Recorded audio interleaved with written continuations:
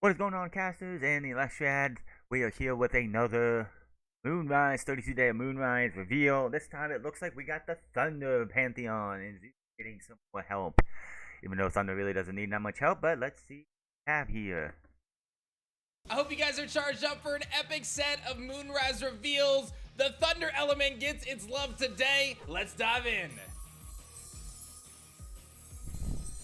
We are counting down 32 days of Moonrise reveals until pre-orders open on November 15th, and we've got a ton of awesome cards to reveal today. But don't forget, you can back our Lestrals Clash Kickstarter right now and get early access to these reveals and support our incredible digital client. But let's dive into them, man, because we got a lot to talk about today. The first brand new Thunder Elestral that we are bringing to the table is none other than Electrifly. Electrifly is a one.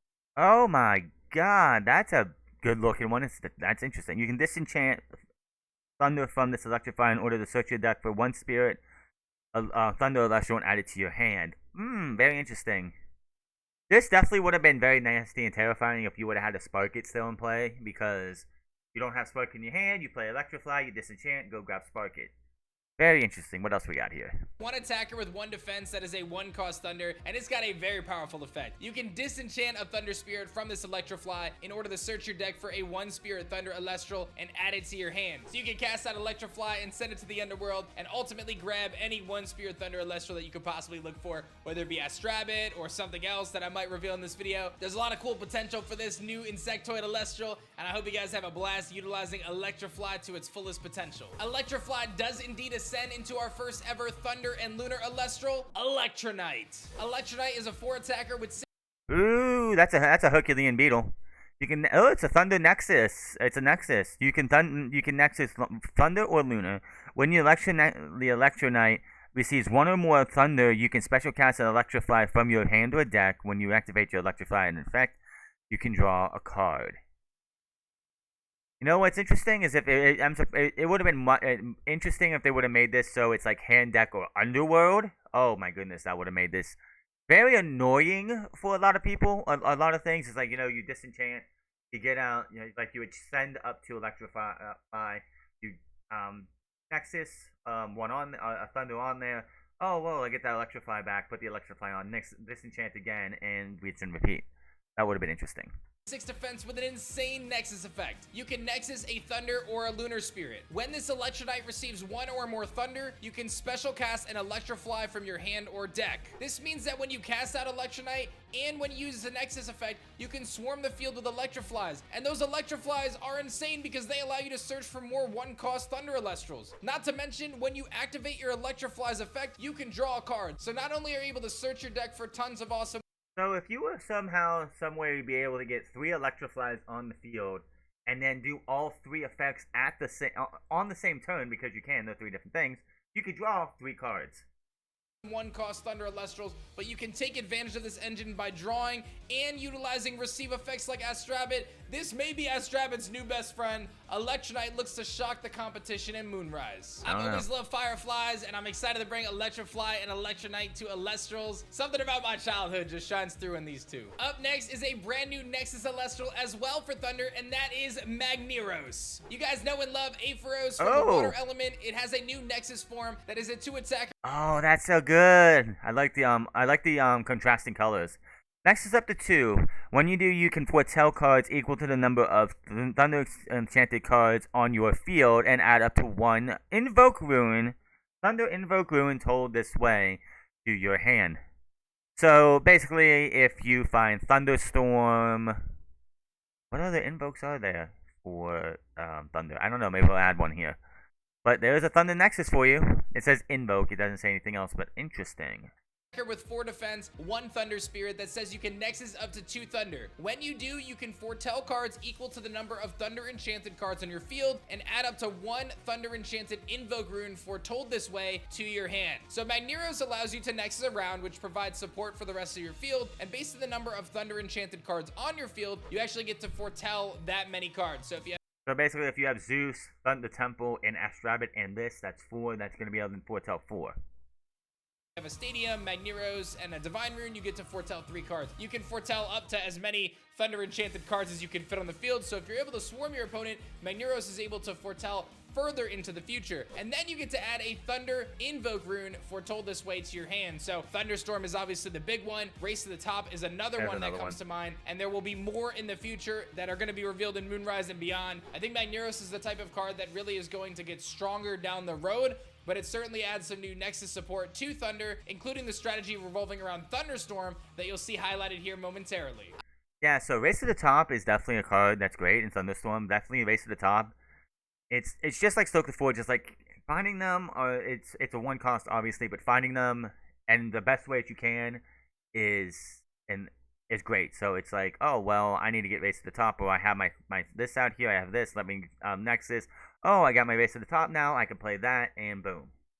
I love Magneros so much, we actually decided to put it on a signature counter rune called Magnetic Force Field. Magnetic Force Field is a 1-cost counter rune that allows you to shut your opponent down. Can only be cast when an opponent activates a non-counter effect that causes you to expend spirits. Negate that effect, and that opponent must expend. Okay, so Javelantis. This would definitely be Javelantis. If I attack into your defense celestial and destroy it, Javelantis makes you expend 3. So that would be one way. Same thing with Necruff. I attack you with Necruff, destroy your celestial, make you expend 1. Boom. Make your opponent must. Oh my god, this is interesting. Definitely going to be one of those things to look out for if you're playing against a Thundercast. This one's definitely going to be one probably mandatory for Thunder decks going forward. Just saying. Down when they try to force you to expend spirits. This essentially provides you some support against burn decks. This Magnetic Force Field can only be cast when an opponent activates a non-counter effect. So basically, if I was to play Eruption, you can play this. If I was to hit you with Necruff and make you expend, I'm going to make you expend with Javelantis. Yeah. Doesn't work against counter runes that cause you to expend spirits. So it works against Eruption, it'll work against Toxion, Toxic Swarm, cards like that. Negate the effect, and that opponent must expend 2 spirits. So your opponent goes to cast an Eruption on you, they spend 2 spirits to play Eruption, and instead of you expending 3, you simply cast Magnetic Force Field for 1. Oh, that's gonna hurt so much, so much. I could actually put this in my deck, my main deck. My main deck is Fire Thunder, so I could definitely look into adding this to my deck over something else. But that's very interesting. And they have to expend 2 more, so it actually is kind of like your reverse card on them, and you actually end up dealing massive damage to them. Again, this is a card that I think could get strong in the future, and most certainly fits well into side decks, especially if Burn ends up becoming relevant. A very important piece of the puzzle, Magnetic Force Field, coming in Moonrise. Up next is a new Thunder Celestial that was actually teased in our second lore chapter, and that is Titana Strike. Titana Strike is a Thunder Nexus of Titana. The fact that Titanostock got a Nexus is funny to me. When the player casts Thunderstorm, you can expend Thunder in order to target and destroy an Celestial. Okay. It's also something I could think about adding and replacing something with, but I don't know. Titanostock that has 2 attack and 4 defense, and it's a 1-cost Thunder Celestial, and absolutely one of my favorite designs. When a player casts Thunderstorm, you can expend a Thunder Spirit in order to target and destroy an Celestial. This is insane. The fact that you can play your Titanostock out, you can pop down a Thunderstorm, and you can destroy an Celestial and a Rune simultaneously is absolutely bonkers. This card has a lot of potential, and you can already... He definitely wants to see more use of Thunderstorm because I don't know... I play one Thunderstorm in my main deck. I don't know anyone else. I don't know many people who actually play Thunderstorm. So the fact that he's going out there and wants you to basically play Thunderstorm and give it Thunderstorm support, I can see Thunderstorm being used a lot more. Already see the synergy with Magneros being able to help you find those Thunderstorms a little faster. Look for Titana Strike and Thunderstorm decks to get even more love and support in the future. Funglo and Bronzeglow, I'm looking at you. We're not done with this one yet, let me tell you. Titana Strike and Moonrise is going to be awesome. But what if I told you can get Titana Strike just a little bit early, as it actually is an alt art card in Shattered Stars Scorpio for November 1st. We've been hyping up our incredible new pack of Shattered Stars featuring the constellation arts of Toxion. I told you about the Galvenom coming. I told you about the Sugimosby Larvacell coming. And now you have a chance to get Titana Strike, which will be legal on December 1st before Moonrise comes out. This card has an alternate art in Shattered Stars, and See, that's a better look at what the Celestial actually is, because that first art, you really can't tell what it actually looks like. Oh my god. Is that a dragon? It's a long neck for sure, but dang, that's a really good art. Color Summer, BB Summer Link, I think, or something. I don't know, but they killed it. This is an awesome looking card right here. You'll get a little early access there with Titanic Strike, so don't miss out on that. Make sure you guys subscribe to Shattered Stars today. I'll have more reveals for our Scorpio pack soon, but otherwise, we've got many, many more Moonrise reveals to come. So thank you guys for all your support, both in the Kickstarter and here for our daily Moonrise reveals. But yeah, that was very interesting. For the moon for Thunder. Thunder getting a lot of love here. I like the fact that we're splitting these up, and you get water, thunder, fire, and everything else. We're gonna have wind, obviously, frost, and all the other ones will also get their love as well. Titanic Strike, that Titanic one will definitely be interesting.